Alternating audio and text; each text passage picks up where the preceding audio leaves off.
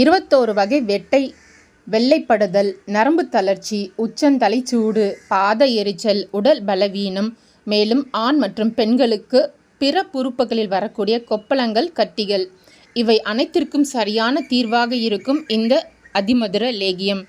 இந்த லேகியம் செய்வதற்கு பூசணி விதை 100 கிராம், வெள்ளரி விதை 100 கிராம், நெல்லி வற்றல் 100 கிராம், கரிசாலை சாறு 1 லிட்டர், பசு நெய் 1 லிட்டர், வெல்லம் 1 கிலோ தேவைப்படும். முதல்ல பூசணி விதை, வெள்ளரி விதை தனித்தனியாக அரைச்சி நடுவே கரிசாலை சாறு ஊற்றி கூழ் பதத்தில் அரைச்சி எடுத்து வச்சுக்கணும்.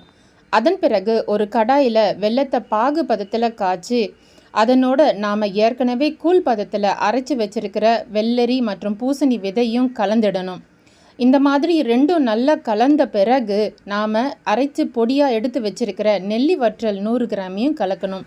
நெல்லி வற்றல் பொடியும் பாகில் நல்லா கரைஞ்ச பிறகு நாம் தேவையான நெய்யை ஊற்றி லேகியம் பதம் வர வரைக்கும் கைவிடாமல் கிளறி இறக்கிடணும். அவ்வளவுதான். 21 வகை வெட்டை நோயையும் உடல் சூட்டையும் குறைக்கக்கூடிய அதிமதுர லேகியம் தயார்.